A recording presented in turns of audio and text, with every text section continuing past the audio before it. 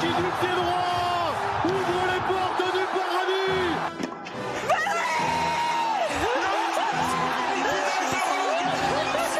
C'est hallucinant, quelle folie.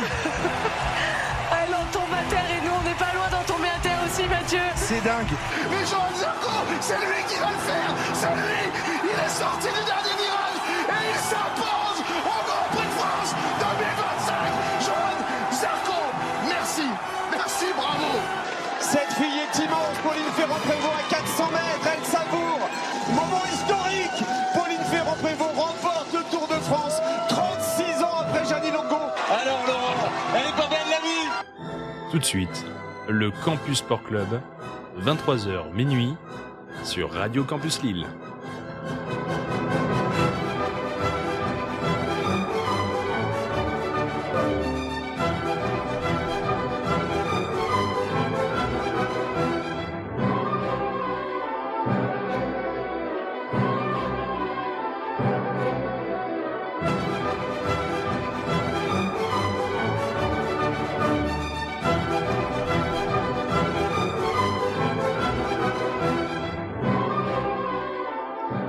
Et bonsoir à toutes et à tous, auditeurs, auditrices de Radio Campus Lille. J'espère que vous allez bien. C'est Adrien Fedeli. On se retrouve pour une nouvelle émission ce soir en direct jusque minuit pour parler de sport dans le Campus Sport Club, évidemment.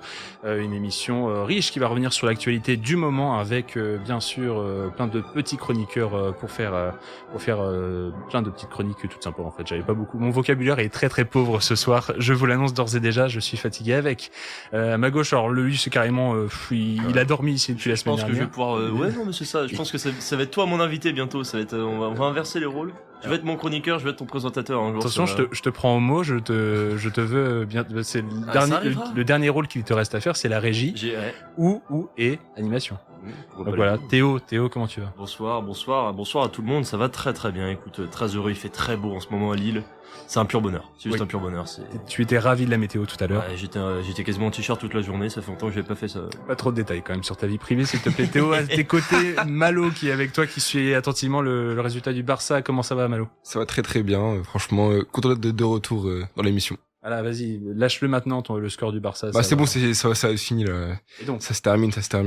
Et donc, qualifié, pas qualifié, remontada. Et pas remontada, mais presque un 3-0 pour l'instant. 3-0, c'est terminé officiel. Voilà, terminé. Pour remettre un peu de contexte, on est journaliste. Barcelone qui avait perdu son match aller en Coupe d'Espagne 4-0, qui jouait le retour ce soir.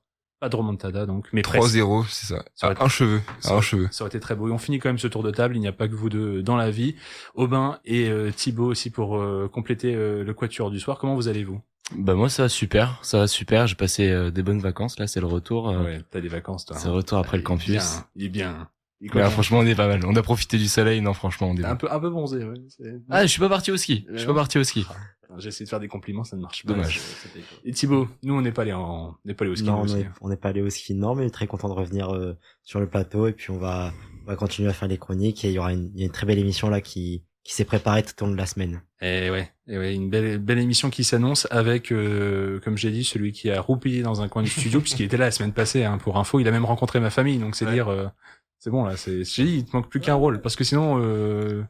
Non mais bientôt. Après t'es invité à la maison quoi. Il y a plus d'étapes. Tu me diras d'ailleurs les dates pour le repas de famille. C'est le 15 ou le 16 On va aborder le vif du sujet tout de suite, s'il te plaît, Théo, avec, comme d'habitude, les résultats pour démarrer cette émission. Si vous avez manqué les résultats de la semaine dernière, contrôle surprise dans le Campus Sport Club. Vous avez remarqué aussi que dans le jingle, ça rigole pas avec Théo, c'est des contrôles surprises. En tout cas, commençons ces résultats par le sacro-saint football et sa divine Coupe de France avec un quart de finale qui était au programme ce soir, Théo. Et oui, c'est le premier quart de finale tout simplement qui a commencé ce soir avec Strasbourg-Reims. Les Strasbourgeois recevaient les Rémois, donc pensionnaires de Ligue 2, et le match a mis beaucoup de temps à s'emballer. Mais c'est à partir de la 83e que le match a commencé avec un premier but de Joaquin Panicelli sur penalty. Puis de Enciso, alors un premier but à la 83e, puis un second but strasbourgeois à la 87e, également sur penalty, donc 2-0 à la 87e minute de jeu, malgré la réduction de l'écart des Rémois à la 94e minute. Ce sont les Strasbourgeois qui sont qualifiés pour les demi-finales de la Coupe de France. Oui, les demi-finales de la Coupe de France. Et oui, c'est déjà une très belle saison des Strasbourgeois. Hein. C'est mérité pour eux, on va dire. C'est mérité. Un autre match qui avait eu lieu ce soir, Exactement. avant qu'on remonte un peu dans le temps, on parle de foot au féminin. Et oui, parce que l'équipe de France féminine a joué en Irlande dans un match de qualification pour la Coupe du Monde 2027 au Brésil. Une victoire compliquée des Françaises sur le score de 2 buts à 1, dans un match où les Irlandaises ont ouvert le score par l'intermédiaire de Katie McCabe à la 12e minute. Et ça sera Melvin Mallard qui va sortir du banc pour délivrer les Bleus avec un doublé en moins de 10 minutes, avec un premier but donc à la 71e et un second à la 79e. Un match qui est gagné aussi grâce au sauvetage de Marie-Antoinette Katoto sur la ligne lors de la dernière action du match. Victoire des Bleus en Irlande, c'est beau. C'est très beau. On va continuer un peu sur le football avec la 24e journée de Ligue 1 qui s'est déroulée ce week-end avec notamment un bel Olympico à l'affiche car l'Olympique de Marseille a reçu l'autre Olympique, l'Olympique lyonnais pour l'affiche du dimanche soir et le spectacle n'a pas manqué avec une victoire 3-2 pour les hommes d'Habib Bey. Le match a démarré fort car les Lyonnais ont ouvert le score dès la 2e minute par l'intermédiaire de Coco Corentin Tolisso. La réaction marseillaise va mettre du temps à venir car c'est en deuxième période que les Phocéens vont égaliser grâce à Igor Pachao. Je crois que c'est comme ça qu'on dit, j'ai écouté les commentateurs. Péchao. Péchao. Je sais plus comment on dit. J'ai fait que de gueuler Péchao. Bon, écoute, t'avais de quoi gueuler parce que c'était un très beau match. Mais Lyon a repris l'avantage à la 70e sur un but de Rémi Imbert. Mais à la fin, ce sont les Marseillais qui se sont imposés avec un doublé de Pierre-Emerick Aubameyang à la 81e puis la 91e. Au classement, les Lyonnais restent devant les Marseillais, mais l'écart n'est plus que de 2 points. Tandis que de leur côté, les Parisiens, leaders du championnat, ont assuré l'essentiel sur la pelouse du Havre grâce à un but de Bradley Barcola à la 37e minute de jeu. La rencontre a été largement dominée par le Paris Saint-Germain, qui vont se contenter des 3 points leur permettant de creuser l'écart avec le Racing Club de Lens. Les Lensois, eux, sont à la peine après la remontada subie face à l'AS Monaco le week-end dernier. C'est Strasbourg qui est venu jouer des troubles faits en tenant en échec les Lensois au terme d'un match nul 1-1, avec des buts de l'inarrêtable, encore une fois, Joaquin Palicelli, à la 18e minute côté strasbourgeois, et de Mamadou Sangaré, 62e chez les 100 et or.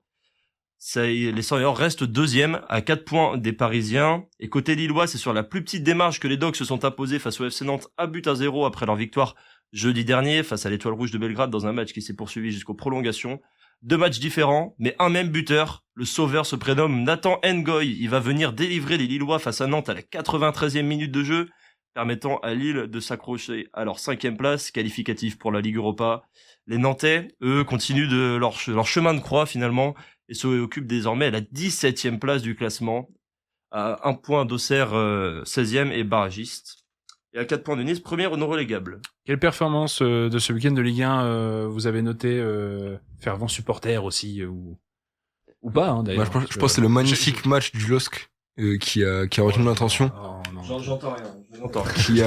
Qui est vraiment non mais en plus comme ça on met fin à une crise. Là ça y est, on gagne 2 matchs d'affilée, là on se remet bien, on se relance. Oui, le résultat. Non, alors je dirais plutôt le suspense. Le résultat est à la clé. Le suspense. Qui s'est mangé 90 minutes du LOSC ici? Moi.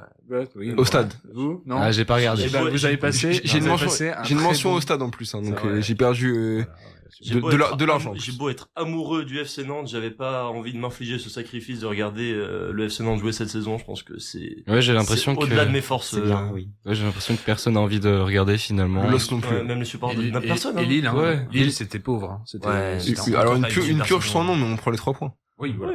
L'important c'est. D'autres ici à droite, peut-être. Un autre, je ne sais pas, match du week-end en Ligue 1, même un match non évoqué. Hein.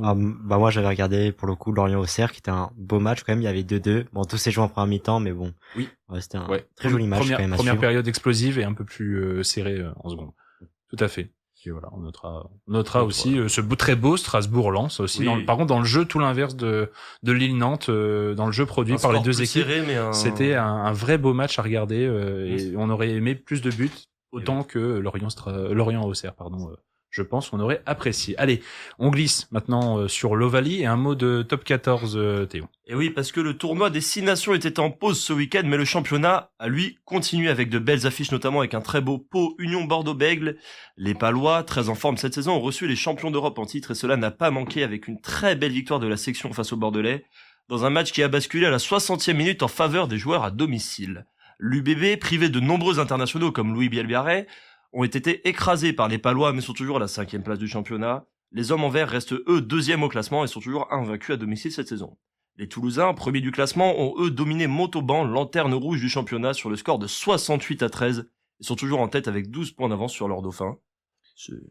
C'est confortable. C'est costaud. En attendant les nouveaux exploits du 15 de France, les Bleus du basket, eux, ont assuré ce week-end. Et oui, parce que les Français se rapprochent un peu plus du Mondial 2027 à l'issue de leur double confrontation face à la Hongrie ce vendredi et dimanche dernier, avec une victoire arrachée en Hongrie vendredi 74-71 grâce à un tir décisif de Sylvain Francisco, et un match retour plus tranquille au Mans, gagné 98-79. Les Bleus, sans leur joueur NBA, avance donc désormais au deuxième tour des qualifications, grâce notamment à la victoire des Finlandais face à nos voisins belges, deux équipes que nous allons affronter au mois de juillet. Au mois de juillet, on espère voir, il y a 2-3 joueurs NBA, je sais pas si vous avez suivi, qui ont pourquoi pas coché ce petit rassemblement là pour prêter main forte aux Bleus. A priori, c'est quand même pour du beurre. Oui, on a déjà qualif. Voilà, c'est ça. Mais ça vous ferait plaisir, vous, de revoir les joueurs NBA prêter main forte. C'est toujours particulier, hein, ces matchs où les Américains, les joueurs qui jouent aux États-Unis, en tout cas, sont un peu coincés. Alors, j'ai pas suivi ceux qui ont annoncé, mais moi, ça me ferait plaisir, ouais. Wemby, Wemby, j'adore le voir jouer, donc d'habitude, je le vois jouer, je dois me réveiller à 3h du matin pour le voir. Donc si jamais je peux le voir heure française et en plus avec le maillot de l'équipe de France, c'est tout bénef. Donc vraiment j'aimerais beaucoup également certains rookies qui jouent pas beaucoup dans leur franchise, j'aimerais bien les voir jouer aussi un peu sous le maillot bleu. Ouais, je pense à Ousmane Dieng ou à Moussa Maxime Reynaud, enfin il y a des oui, Maxime Reynaud, il y a un peu plus de temps de jeu ces temps-ci, mais ouais, j'aimerais vraiment, c'est des joueurs que j'adore et que j'aimerais bien voir plus jouer. Voilà, en plus, en France. Ils continuent de bien marcher en NBA, nos franchises. Mhm. On file, Théo, sur les pavés pour parler de roues et de double performance, 2 exploits. Et oui, déjà avec la première participation en Het Nieuwsbal de samedi pour Mathieu Van Der Poel et première victoire pour lui. Une victoire arrachée avec force dans le mur de Gramont où il s'est envolé en solitaire à 17 km de l'arrivée, bien que le plus gros du travail ait été fait à 50 km de l'arrivée lorsque le champion du monde 2023 a évité une chute dans les étroites rues pavées du Molenberg, un fait de course lui permettant de se détacher du reste des favoris qui ont eux été ralentis dans l'ascension. Mais du côté français, c'est Paul Sexas qui s'est imposé en maître dans l'Ardèche Classique ce samedi, après être sorti seul en tête à 41 km de l'arrivée. Dans l'ultime montée de Saint-Romain de l'Air, il va rapidement creuser l'écart et ne sera jamais rejoint par ses poursuivants. Une deuxième victoire chez les pros à seulement 19 ans pour le crack français. Et le lendemain, c'est un autre Français qui a brillé en la personne de Romain Grégoire, qui est allé remporter la Drôme Classique au sprint tout en puissance devant l'Américain Matteo Jorgensen. Une victoire au terme d'une course à suspense où les deux protagonistes se sont enfuis à 17 km de l'arrivée pour disputer un sprint entre punchers dans la bosse finale. On attendra ce week-end avec les premières étapes World Tour. Je me tourne vers Thibaut qui a préparé ça dans ses petites notes des immanquables. Les Strade Bianche. Ouais, si. et Paris-Nice, oui. Et Paris-Nice, mais Strade Bianche où on devrait voir Sexas aux prises avec certainement Pogacar et Tom Pidcock aussi. Ouais, ça va être du très très beau monde là, ça va être très beau tout ça. Allez, on poursuit avec du tennis de table maintenant et des Français qui sont aussi au taquet. Et oui, parce que les frères Alexis et Félix Lebrun ont remporté leur premier titre en double en Grand Smash, ce qui est l'équivalent d'un grand chelem au tennis, lors du tournoi de Singapour face à la paire chinoise Lin Shidong et Wang Yuzheng. Une victoire logique 11-6, 11-6, 11-7. Les deux premiers sets ont été parfaitement maîtrisés par les Français, puis le troisième est venu avec force et bataille. Félix Lebrun avait d'ailleurs battu quelques heures plus tôt Lin Shidong en quart de finale 4-7-2, 14-12, 9-11, 11-6, 11-4, 9-11, 12-10, avant de s'incliner en demi-finale face au numéro 1 mondial Wang Shuqin 4-7-1, 10-12, 11-8, 11-9, 11-15, 11-9. C'est le premier titre de la paire Lebrun à ce niveau et il retrouve la première place mondiale en double. Qu'est-ce que tu veux que je te glisse? Un petit mot de MotoGP, Adrien, peut-être? Moi, j'étais déconcentré complètement. J'ai vu ça, c'est les frères Lunettes. Je me notais quelque chose. Je me posais la question si cette année n'allait pas être la bonne année pour une victoire française en Grand Smash. Parce que en simple? Comment? Ouais, bah oui, pourquoi pas. Bah oui, on a déjà une victoire en double. Donc, maintenant, tant qu'à faire, autant y aller en simple, hein. Ouais, tout à fait. Je sais pas si vous y croyez. On parle du Grand Smash, on parle des tournois du Grand Chelem, finalement, l'équivalent dans le monde du ping. Félix, pour vous, il a les cannes. Alexis aussi, ou d'autres? Bah, j'ai envie de dire, si on arrive à les voir gagner en double, pourquoi pas en simple? On sait qu'ils ont les cartes pour faire peur aux pongistes chinois, donc ouais, j'espère vraiment. J'ai pas eu l'occasion de revoir les highlights de ce match entre Félix Lebrun et Wang Shuqin en demi-finale, mais ça reste quand même le plafond de verre. Je crois qu'il était sur donc maintenant je pense qu'il est sur un palmarès 8-0 contre Félix. Ça reste quand même les intouchables de leur sport. C'est peut-être ce qui peut soit leur sourire, un jour battre ces Chinois, ou alors compter sur leur forfait ou leur absence. Moi j'ai un scénario en tête, ce serait que les Chinois se tuent entre eux, entre guillemets, qui se neutralisent. Ouais. Donc il y aurait un parcours un peu... Si c'est toujours le plus fort qui poursuit sa route, ça reste quand même pas la meilleure... Mais j'aime ton... Mais voilà, et puis qu'on les batte en demi-finale ou finale, par exemple. Ouais. Mais il faut quand même les battre. Par exemple. Mais il faut quand même toujours les battre. Mais si on en bat un ou deux, c'est plus facile que de battre 5 Chinois, quoi. Oui. Ou il y a encore le Brésilien Hugo Calderano, là, qui avait été la bête noire bis des Français aux Jeux Olympiques, pour ceux qui se souviennent, qui avait éliminé Alexis, dont Félix s'était vengé, je crois, pour avoir la médaille de bronze. Enfin, cette histoire, elle était toute sympa. Et on a aussi le Suédois Truls Morgard, qui lui a gagné un grand match l'an dernier, donc qui mettait fin aussi à l'hégémonie asiatique. Comme quoi, les Européens aussi, c'est possible. On les canne. C'est faisable. Et peut-être que Aubin a vu 2-3 noms sympas au WTT Feeder de Lille. Qui sait? Ouais. J'espère pour voir après. Pas en 2026, peut-être pas. Ouais, peut-être un petit peu plus tard. On a vu quelques rookies, mais oui, j'espère vraiment. Tu t'as intérêt à les suivre. Oui. Ils peuvent t'emmener loin. On y retourne l'année prochaine. C'est ça. Bah oui. Ouais, on peut prendre rendez-vous. Le week-end dernier, ce week-end marquait aussi le grand retour du championnat du monde moto, Théo.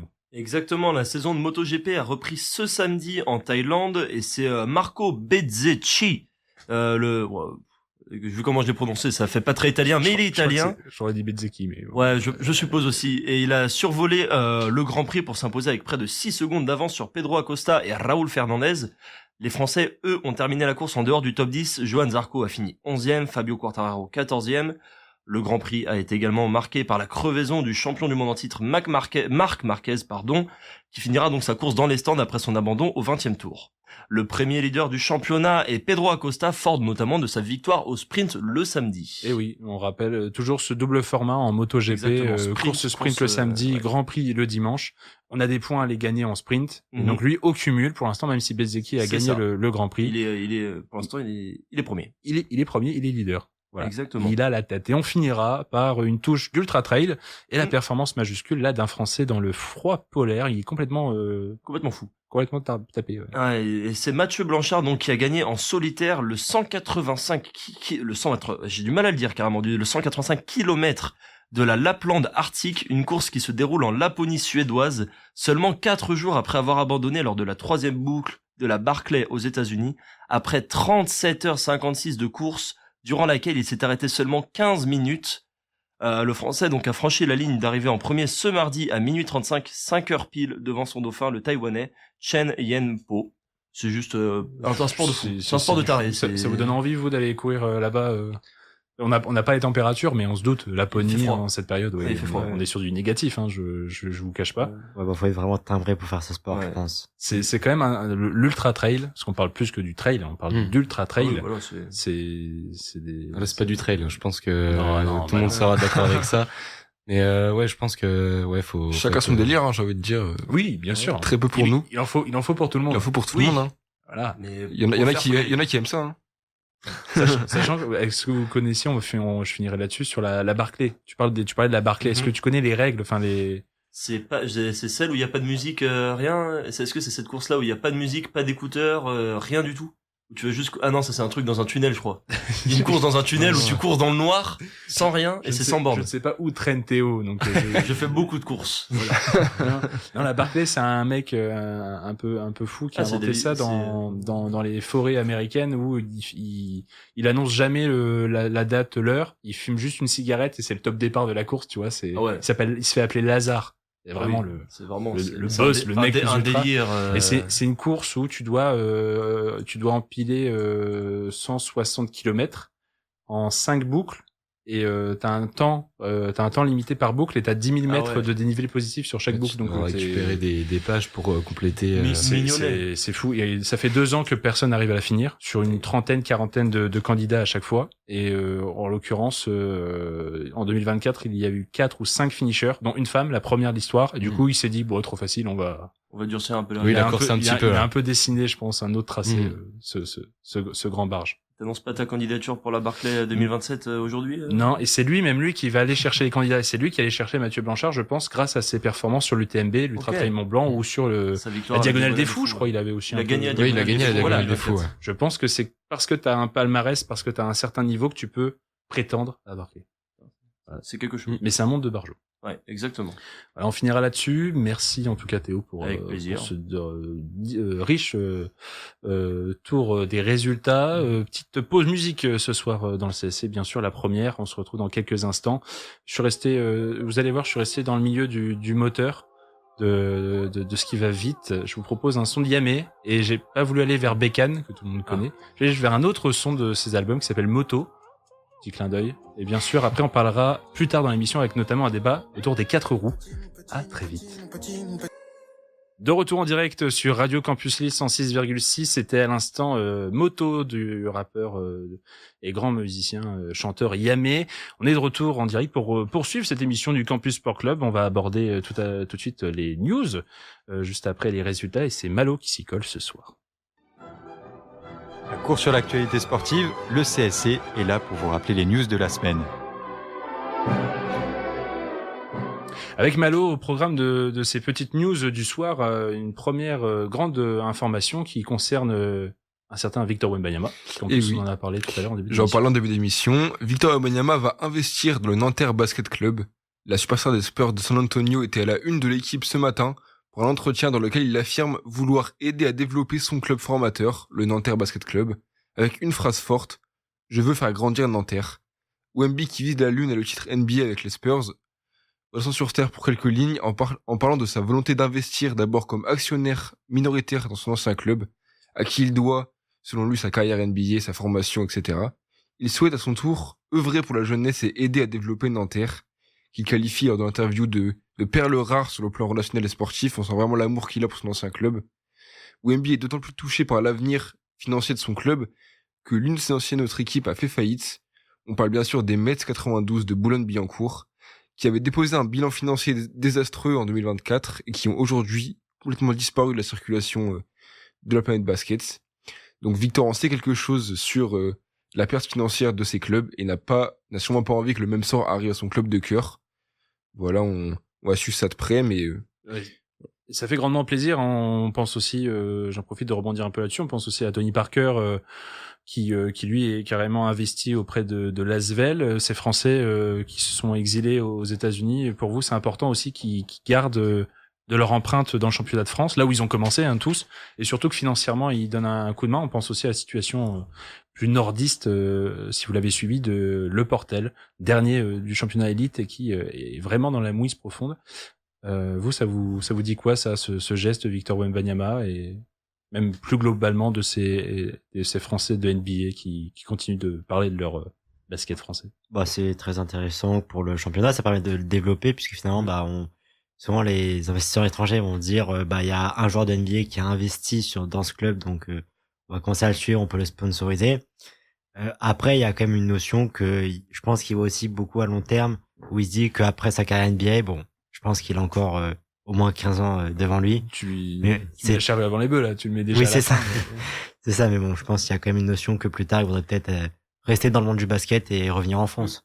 Oui. Être investi comme Tony Parker. Enfin, je tirais cet exemple-là. Alors après, est-ce que la situation avec Tony Parker se passe bien, pas sur tous les aspects? Là, on parle pas de président ou quoique Tony Parker maintenant, il veut passer entraîneur. Entraîneur. Oui, il va aller à la prochaine étape. Il va le faire d'ailleurs. Je l'avais annoncé à l'équipe. Ouais. Donc voilà. Ouais. Rien à rajouter là-dessus. Non, j'allais dire, il l'a dit, Thibaut, Wembanyama, il a dit qu'il finirait sa carrière à Nanterre. Enfin, quand on lui a posé la question, il a dit, je finirai sûrement à Nanterre, je reviendrai en France. Donc, il pense déjà à son après-carrière. Ah ouais, comme quoi. Si, pour répondre à ta question. Donc, pardon, Thibaut. En fait, tu t'es très bien avancé. Faut rendre à Thibaut ce qui appartient à Thibaut. Exactement. Switch complet, petit jeu de mots. Vers du football cette fois, puisqu'on a des clubs français qui sont bien en Coupe d'Europe et on connaît leurs adversaires, Malo. C'est ça. Donc, le tirage au sort des Coupes d'Europe de football a eu lieu vendredi dernier. Et 4 clubs français l'ont suivi de près. Le PSG, bien sûr, tenant du titre est victorieux de l'AS Monaco en barrage 5-2 au cumulé, qui affrontera Chelsea en 8e de finale de la Ligue des Champions. Un tirage au sort qui semble abordable sur le papier. Les Parisiens sont favoris, mais n'oublions pas que les Blues de Cole Palmer ont battu les Parisiens 3-0 l'été dernier en finale de la Coupe du Monde des clubs aux États-Unis. Les hommes de Luis Enrique devront donc se sortir du piège des Londoniens pour rejoindre l'écart. On rappelle quand même que cette année, le PSG semblait invincible, qu'il sortait d'humiliation contre des grands clubs européens et qui s'était quand même pris une sacrée clim contre les Blues cette année-là. En Ligue Europa maintenant, on assistera à des retrouvailles au stade Pierre-Mauroy le 12 mars car le LOSC retrouve Aston Villa qu'il avait éliminé en Ligue Europa Conférence il y a 2 ans. Une revanche donc à prendre pour les Dogs qui semblent avoir enfin mis un terme à leur crise de 2026 et qui restent sur 2 victoires de rang. Match aller le 12 mars à Pierre-Mauroy et retour le 19 mars à Villa Park. L'autre club français encore engagé en Europa League, c'est bien sûr l'OL, premier du classement de la phase préliminaire qui a hérité du Celta Vigo pour ses 8e de finale. Les Lyonnais semblent favoris sur le papier, d'autant qu'ils se déplaceront pour le match aller le 12 mars, avant de recevoir le Celta au Parc OL le 19 mars. Donc ils ont l'avantage du terrain et ils devraient passer ce tour sans problème s'ils tiennent leur rang qu'ils affichent et leur grande forme qu'ils affichent depuis quelques semaines, malgré leur défaite ce week-end. Enfin, Strasbourg est encore en lice en Ligue Europa Conférence et affrontera le club croate de Rijeka les 12 et 19 mars également. Strasbourg qui a une carte à jouer dans cette compétition qui semble affaiblie tant les clubs sont exotiques, mais qui n'en reste pas moins intéressantes à suivre. Et donc maintenant qu'on a fait un peu le tour des chances françaises en Europe, je vous pose la question, messieurs, qu'est-ce que vous pensez justement de ces chances du Paris Saint-Germain, Lyon, le LOSC et Strasbourg? Est-ce qu'un perfect est possible? Est-ce que les 4 clubs peuvent passer? Je vous pose la question. Non, la réponse est non. La réponse sera non parce que la marche sera trop haute pour Lille. Aston Villa, c'est beaucoup trop fort cette saison et Lille, c'est beaucoup trop faible par rapport à Aston Villa. Paris, ça peut passer, mais c'est pas sûr. Ça doit passer. Mais est-ce que ça va passer? Ils font une saison en deçà de la saison dernière, donc est-ce que ça va passer? C'est pas sûr. Le football est imprédictible. Et après, Lyon, pour moi, c'est les seuls qui peuvent prétendre au titre de Ligue Europa pour moi. Moi, je le dis, c'est un des prétendants au titre cette saison. Okay. Voilà. Est-ce que vous partez d'accord avec Théo? Moi, je suis plutôt d'accord avec ton analyse. Moi, j'oublierai pas, comme tu disais, Thibaut, Strasbourg, j'ai je vois de grandes ambitions pour eux, notamment en Conference League. On voit que le niveau je trouve pour ma part, qui n'est pas énormément élevé. On voit quelques équipes comme Crystal Palace qui peuvent faire peur, mais le reste des équipes, franchement, c'est largement atteignable pour Strasbourg. Donc, je mets une grosse pièce sur Strasbourg pour la suite et voilà, j'espère les voir encore longtemps.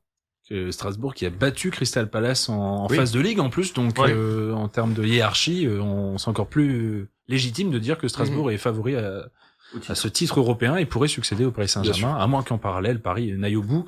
Les Blues, tu l'avais rappelé, Malo, défaite 3-0 en finale c'est le seul trophée qui leur a échappé en un an. Finalement, à cause de ces Blues. Après, sur la finale, c'était à sens unique.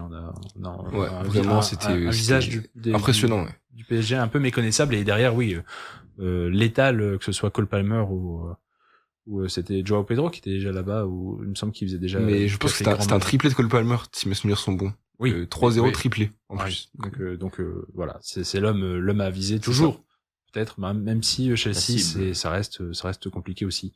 Dans cette phase-là, bon, on peut viser le 3/3, effectivement, comme tu le disais, le perfect et le 4, peut-être, même.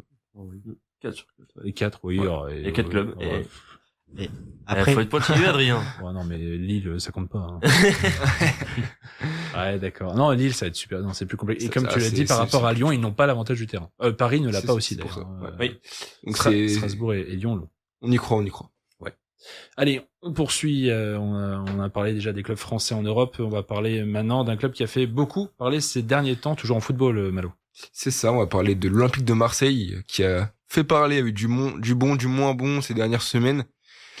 Donc je fais référence à l'Olympique de Marseille. Après que Habib Beye ait été nommé au poste d'entraîneur en milieu de semaine dernière, on a eu aussi le départ de Roberto De Zerbi. Pablo Longoria a été destitué de sa fonction de président il y a 2 jours, remplacé par Alban Juster, un homme peu connu du grand public, mais qui était déjà présent dans l'administration marseillaise depuis plusieurs années au poste de conseiller. Voilà, c'est un mec qui connaît le club, qui connaît un peu le terrain, j'ai envie de dire. Mais les actionnaires du club ont annoncé que c'était un peu une phase de transition. Donc, est-ce qu'il va rester à son poste à long terme? On verra. Toujours est-il que pour l'instant, ces changements n'ont pas semblé perturber les Marseillais, même boostés, j'ai envie de dire, parce qu'ils sont donc imposés, comme l'a dit Théo, face à Lyon ce dimanche, avec quand même une petite remontada initiée par Aubameyang. Donc Marseille qui est au cœur des débats, mais qui tient bon pour l'instant. Même Mehdi Benassia qui est pour l'instant annoncé jusqu'à la fin de saison, qui sait si à l'été, lui aussi ne quitte pas le navire. On enchaîne avec une news rugby aussi, qui va faire plaisir à Théo. C'est ça, une news rugby, et une news un peu qui va faire plaisir aux supporters, parce que le 15 de France a sorti en partenariat avec Adidas un maillot collector pour le tournoi Destination. Donc il est inspiré, pour votre culture, de celui porté en 1906 par les premiers internationaux français. Design du maillot très simple, on va dire un haut bleu ciel avec un col blanc, des manches blanches et un coq en or, bien sûr, sur le cœur. Et il est victime de son succès, j'ai envie de dire, car il est déjà en rupture de stock. Je sais pas si Théo t'as pu le commander déjà avant que tout parte, mais... Ah, j'ai même pas eu le temps. J'ai regardé la boutique une fois.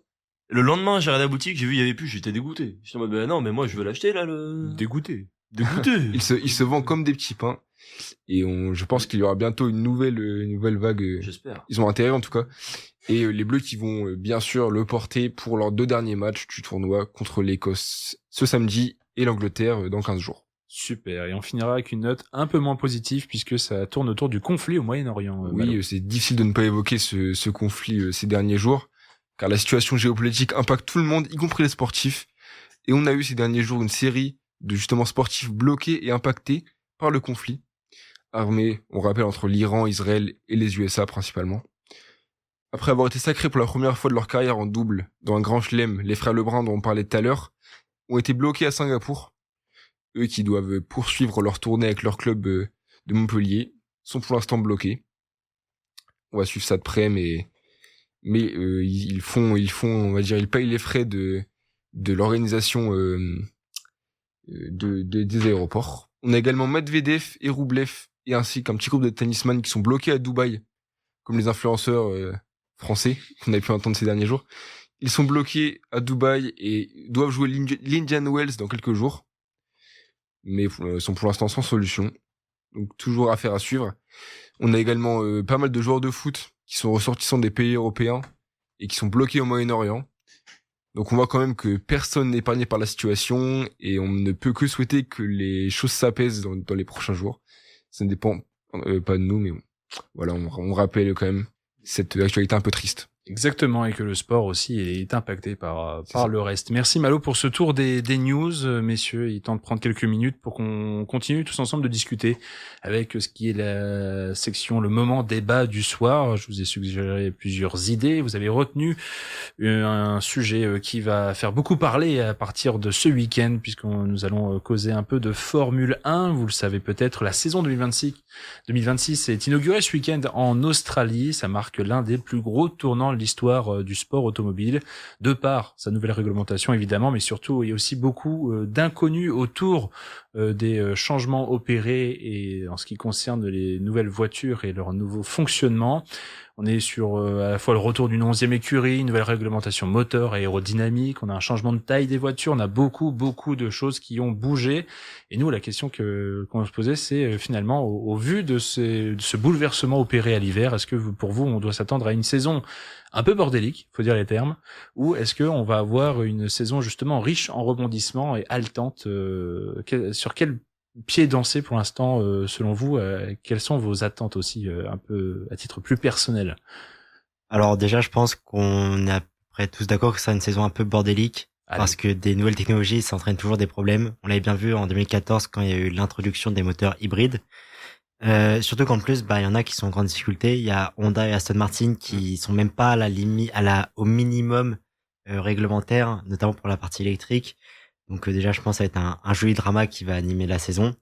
Mais après, voilà, je pense qu'il y a aussi des difficultés au niveau de l'aérodynamique active. Ouais.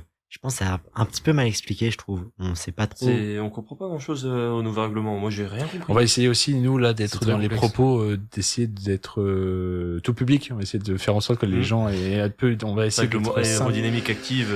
C'est pas le plus évident, voilà. Mais je sais même pas ce que ça veut dire aérodynamique tout court. À noter donc quand même beaucoup de changements, énormément de changements, presque trop de changements. Est-ce que c'est la question? Est-ce que c'est pas trop ambitieux? Est-ce que d'avoir tout changé pour une seule et même saison, là, comme ça? Alors que des écuries, on le rappelle aussi, sur la saison précédente en 2025, elles doivent faire avec un règlement à tenir compte. Ils ne peuvent pas s'avancer sur la saison 2026 au point de bousculer et de changer leur véhicule. Et en même temps, il faut anticiper chez les garages, auprès des tests, anticiper sur ces années-là et arriver en 2026, en quelques mois, à pondre une nouvelle monoplace et d'être fonctionnel. Est-ce que c'est pas un peu trop ambitieux de tout ce bouleversement, justement?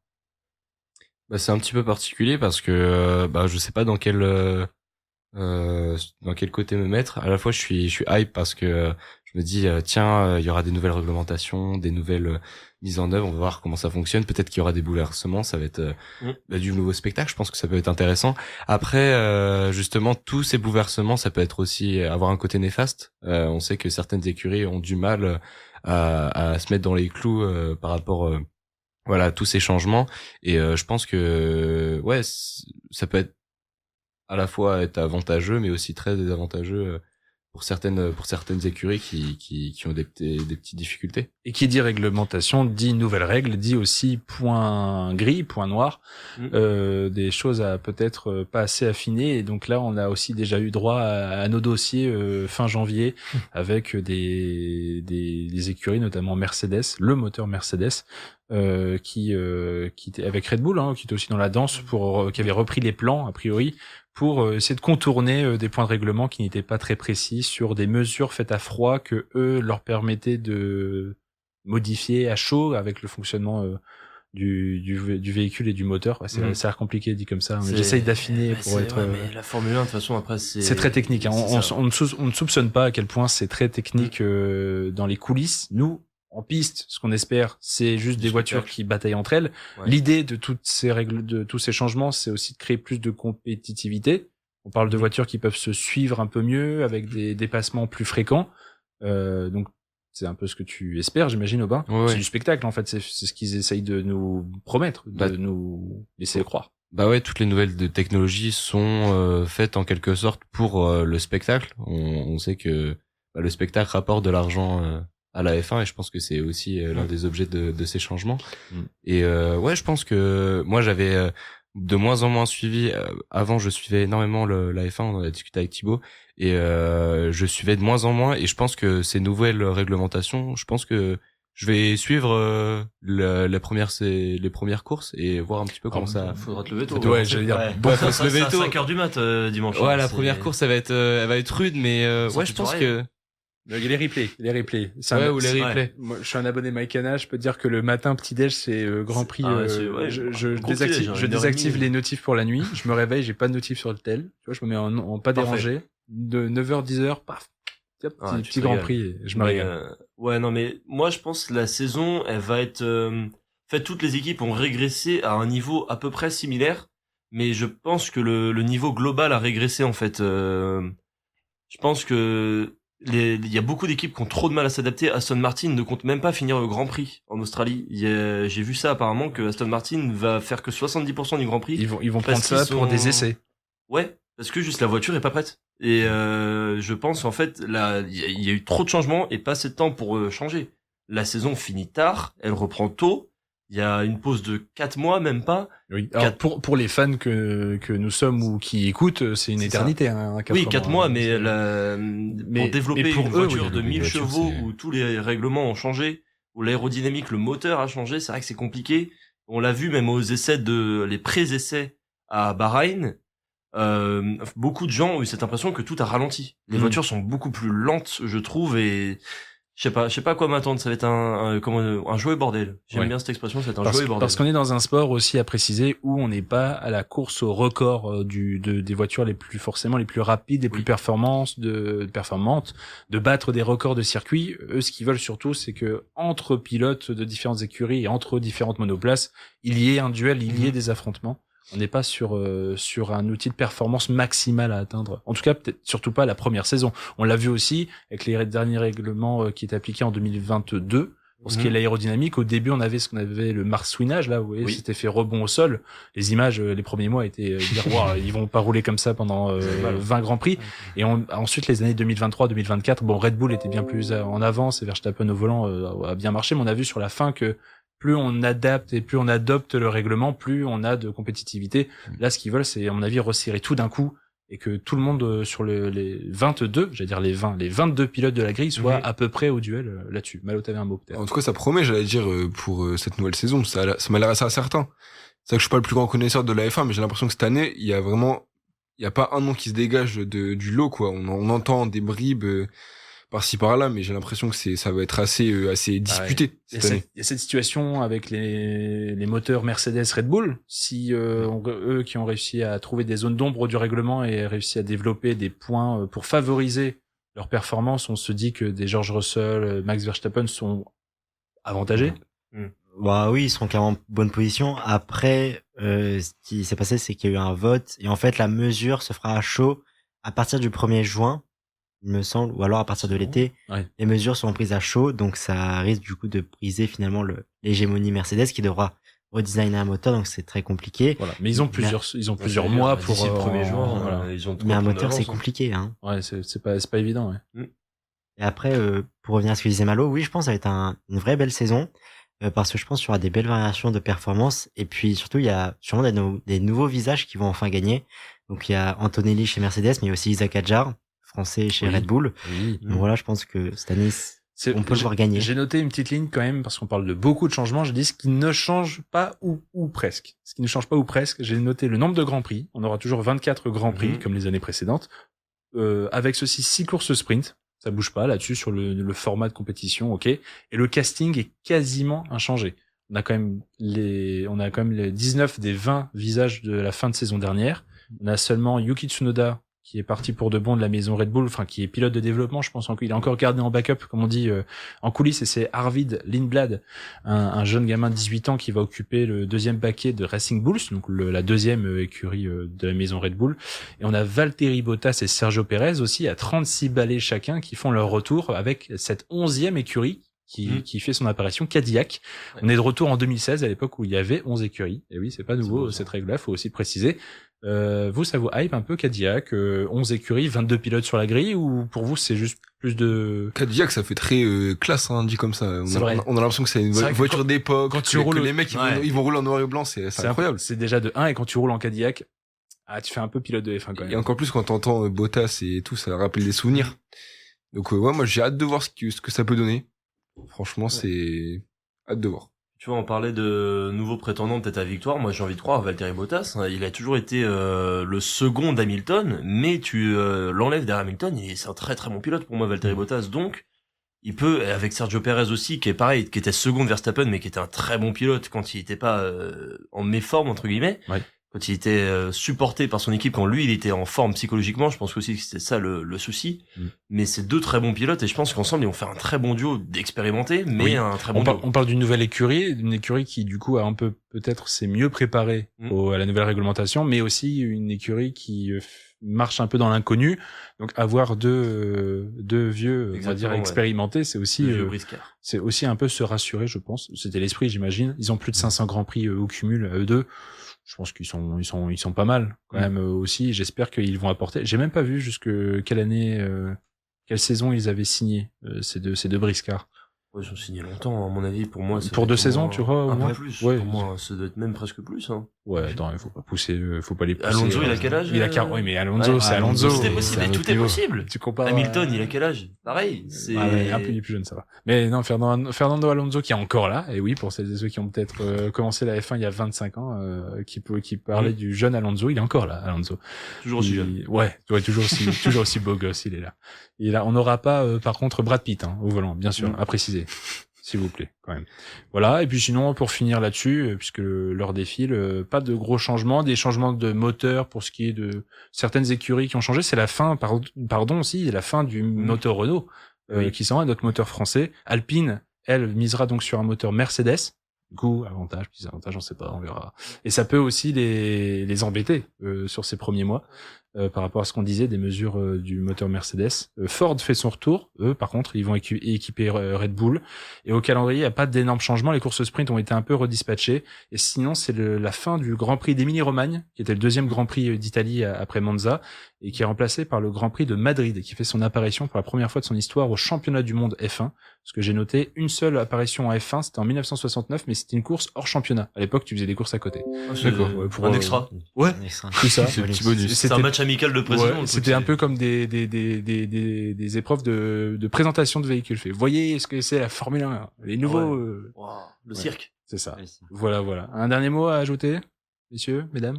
Monter le volume et rendez-vous au premier virage. Allez, c'est magnifique ça. Eh ben écoute, on va le monter le volume. Tu fais très bien de le dire. On va se quitter en musique quelques instants.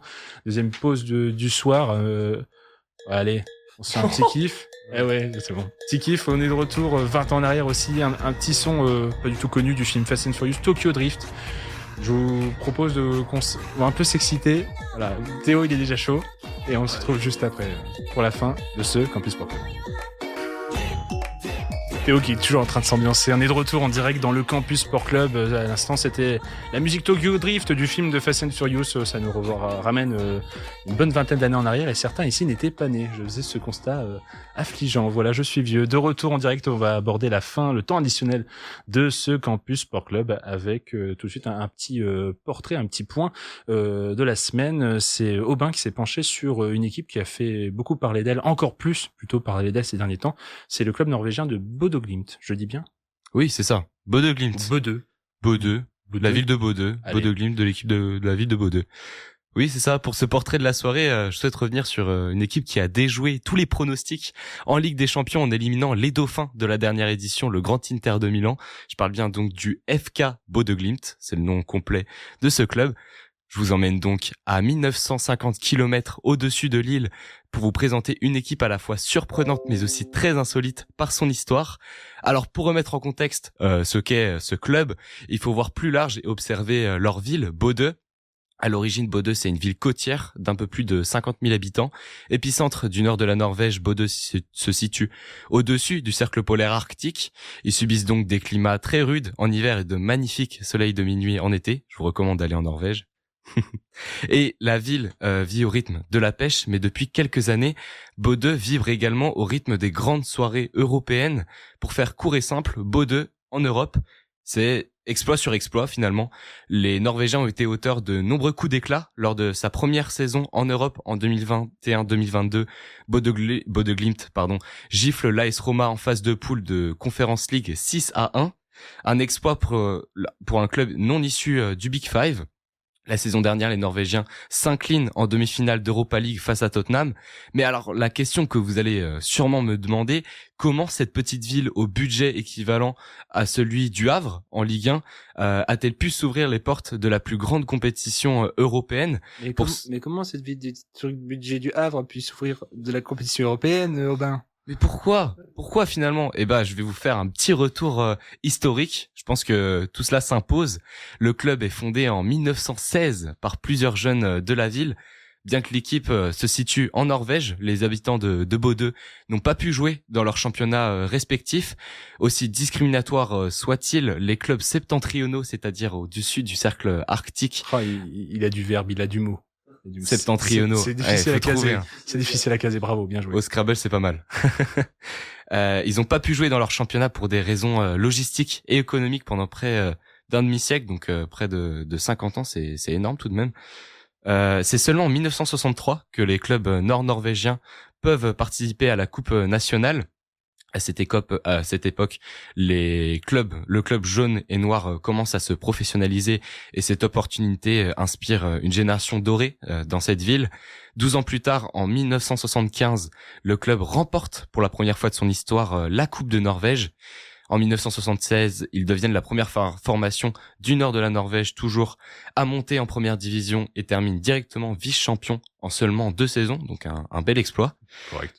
S'ensuit ensuite près d'une 50aine d'années des montagnes russes entre la première et un deuxième titre en Coupe nationale en 1992, la deuxième, voire même la troisième division en évitant de justesse un potentiel dépôt de bilan en 2016. Je pense que les habitants ont pu se rendre compte de ces petites montagnes russes et avoir peur pour leur petit club.